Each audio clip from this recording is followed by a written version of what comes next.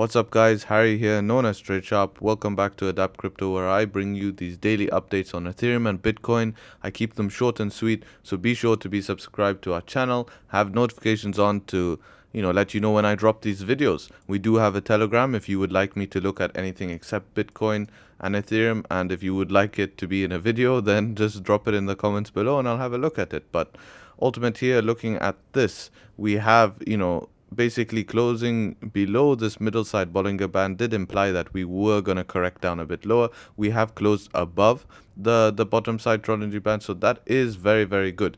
Closing below is quite scary, and I'm just happy we did close below. We can see that this 50 moving, I use the 50 moving because it is an institutional moving average, and I don't see any problems if we remain above. Now, that being said, that level is 28,000, our previous low. I consider this a test, so that's all making sense.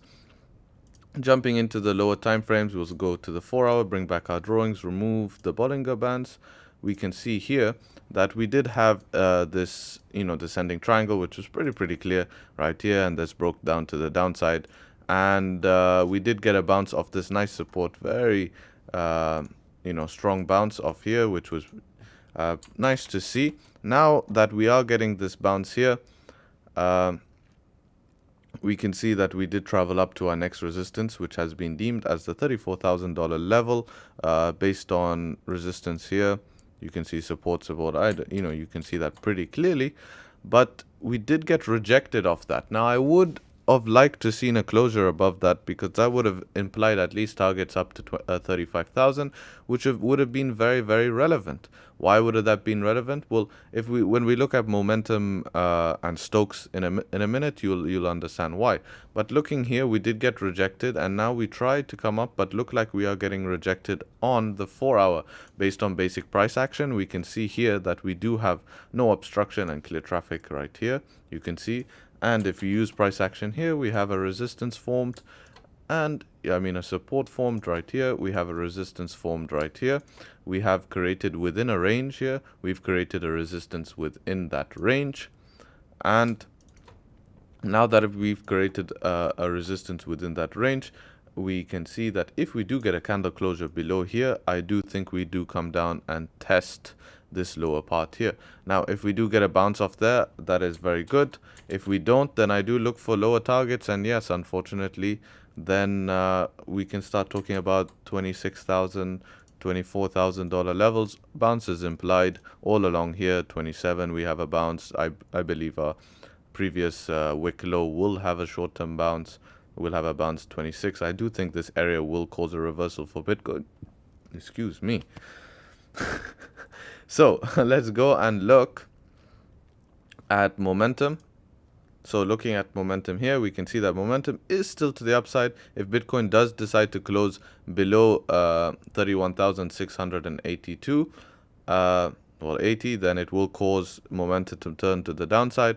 Just as reference, where's this level coming in? 32,400. So about $200 will give you another confirmation. So that would be two confirmations for why Bitcoin would come down. So, you would close below this level. Stokes would turn to the downside.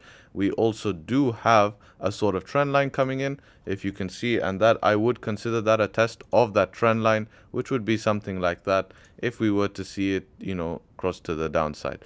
So I do see that as a possibility, and you would have more than one confirmation for us to come down and test at least here at around 31,073, if not a bit lower.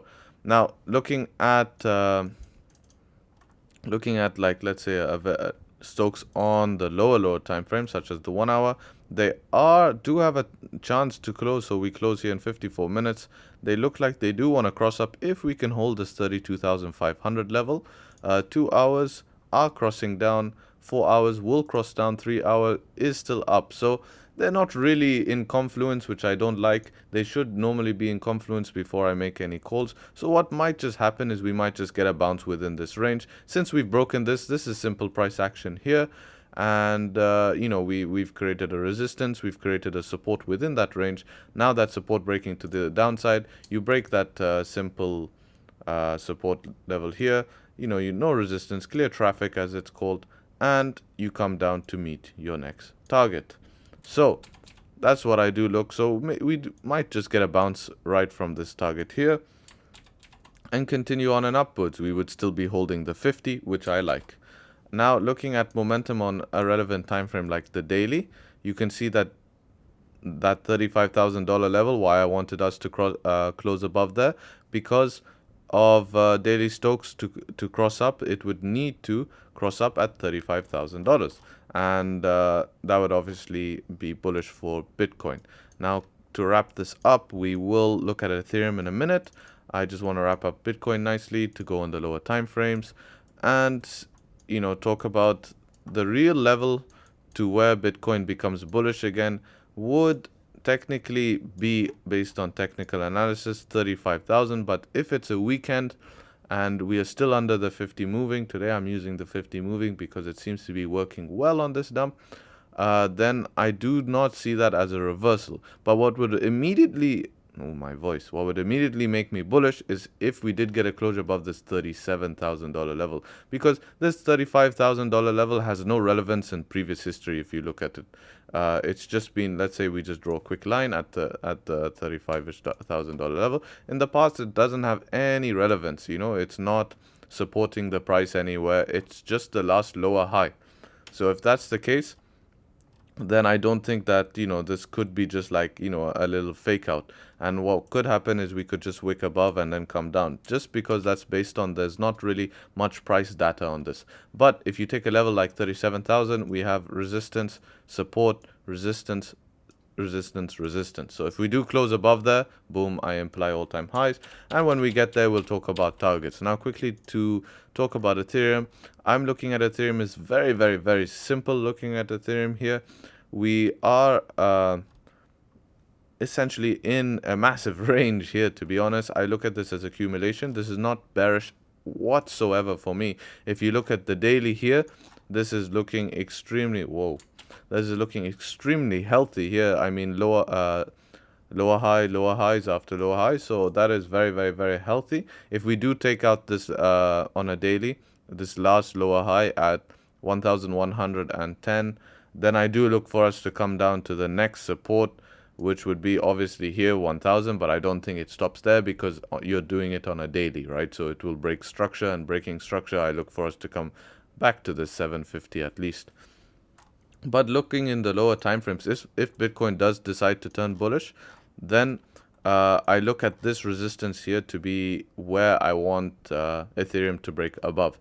So if Ethereum does end up breaking above this resistance here, then I do look for it to continue immediately in the short term to 1,377 and eventually to 1,421 and beyond. I don't think there will be any reversing there because Ethereum looks very bullish in the lower time frames, in the hour. I mean, even if you look at 4-hour structure, you can see that we are putting in lower highs. I mean, it is pretty good. I mean, higher lows, to be honest. So that's very good. I would just like to see Ethereum close above this level on a 4-hour, and then I do look for targets up here at 1,380. Now, with that being said, I'd like to thank you for watching this video. Remember, guys, take care and trade sharp. Peace.